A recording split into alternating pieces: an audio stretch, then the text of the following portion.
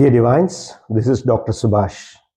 இன்றைய திருப்பாவை மிகவும் 30 பாசுரங்களில் மிக அற்புதமாக சிறு பிராயத்திலிருந்தே என்னை ஆட்கொண்ட ஒரு திருப்பாசுரம் என்று சொல்லலாம். மாரி மலை முழங்கில் மன்னி கிடந்துறங்கும் சீரிய சிங்கம் அறிவுற்று தீவிழித்து வேரிமயிர் பொங்க எப்பாடும் பேர்ந்துதறி மூறி முழங்கி புறப்பட்டு போதருமா போலே நீ பூவை பூவண்ணா உன் கோயில் நின்று போந்தருளி கோப்புடைய சீரிய சிங்காசனத்தில் இருந்து யாம் வந்த காரியம் ஆராய்ந்து அருளேலோர் என்பாவாய்னு பாடிட்டான். இப்போ நிற்கிறாளாமா தோழிகளோட, நீ எனக்காக அருள் புரியணும், எனக்கு என்னென்ன தேவைகள் இருக்குன்னு கேட்டு என்னுடைய தேவைகள் எல்லாவற்றையும் பரிசீலித்து நீ அதற்கான நல்ல ஒரு அழகான ஆசீர்வாதங்களை எல்லாம் நீ எனக்கு தரணும்னு அவனை கூப்பிடுறா.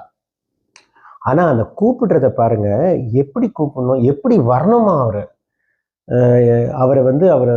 கிருஷ்ணனை இல்லை கோபு அல்லது மாதவனை நம்ம எப்பவும் ஒரு அழகான எல்லாமே சொல்லலாம். ஆனா அவ என்ன சொல்றான்னு கேட்டாக்கா, மாரி மலை முழங்கில் மன்னி கிடந்துறங்கும் சிங்கம் அறிவுற்று தீவிழித்து அப்படின்னா, ஒரு மழை காலத்துல வேட்டைக்கு போக முடியாம பசி ஆற முடியாம குகைக்குள்ளவே அடங்கி கிடந்த சிங்கம் பசிக்கு ஒன்றும் கிடைக்காம எப்படி அந்த பசியோடைய இயக்கம் எப்படி இருக்கும், எவ்வளவு பெரிய ஒரு பசியில் அது இருக்கும். அப்படி ஒரு பசியில் இருக்கும் பொழுது மாரி மலை முழங்கில் மன்னி கிடந்துறங்கும் சிங்கம், குகைக்குள்ளற பசியில வாடிட்டு இருக்கிற அந்த சிங்கம் பசி தாங்க முடியாம மழை கொஞ்சம் நின்னப்புறம் எந்திரிச்சு அந்த பிடரியை அப்படி சிலிர்த்துக்கிட்டு வேரிமயிர் பொங்க எப்பாடும் பேர்ந்து தறி மூறி முழங்கி புறப்பட்டு, அப்படியே அந்த மேகம் வானத்துல எப்படி இடி இடிக்குதோ அந்த மாதிரி ஒரு கர்ஜனையை செஞ்சுக்கிட்டு அந்த சிங்கம் அந்த பசியில எப்படி கிளம்பி பாய்ச்சலோடு எவ்வளவு வேகமா பாய்ஞ்சு அறிவுற்று தீவிழித்து. அறிவுற்றுன்ற வார்த்தை இங்க இந்த இடத்துல ரொம்ப அற்புதமான வார்த்தை.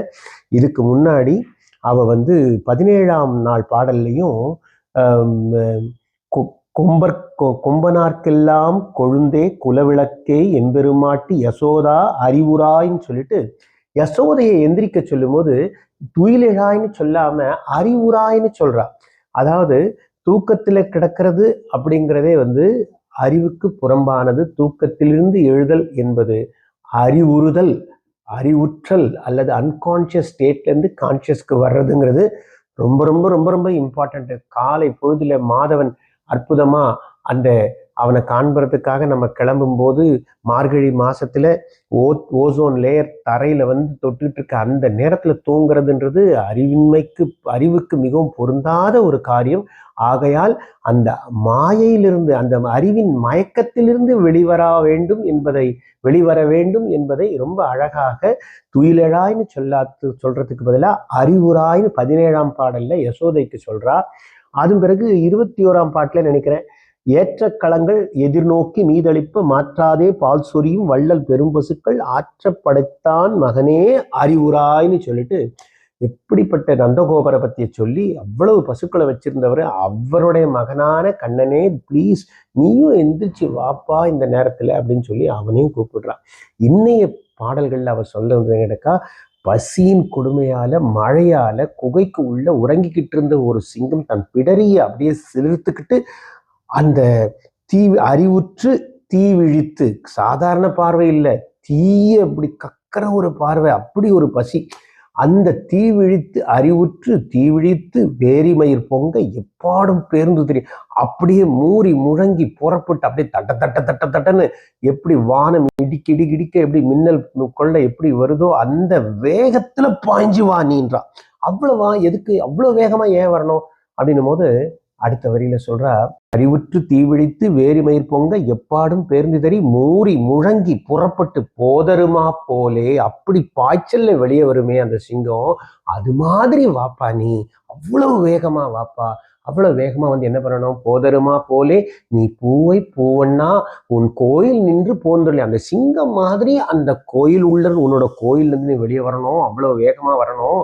போந்தருளி கோப்புடைய சீரிய சிங்காசனத்தில் இருந்து எதுக்குடான்னு கேட்டா, யாம் வந்த காரியம் ஆராய்ந்து அருளேலோர் என்பாவாய். அப்படின்னு சொன்னான். நான் எதுக்காக வந்து நிக்கிறேன்றதை என்னை கேட்டு என்னோட தேவையை பூர்த்தி செய்ய மாட்டியா? எனக்கு அந்த ஆசீர்வாதத்தை கொடுக்க மாட்டியா? தயவு செய்து வா. வர்றதும் கூட எவ்வளவு வேகமா வரணும். எதுக்கு ஒப்புமை வைக்கிறா பாருங்க. பசியில இருக்க சிங்கம் மழையிலனால ரொம்ப நாளா சாப்பிடாம இருந்துட்டு வெளியே வரும்போது எப்படி வருமோ அப்படி அந்த வேகத்துல அந்த பாய்ச்சல்ல வந்து என்னோட தேவை என்னன்னு கேட்டு எனக்கு அருள் புரிய மாட்டியா? அருள் புரிய வரணும் நீ அப்படின்னு சொல்ற.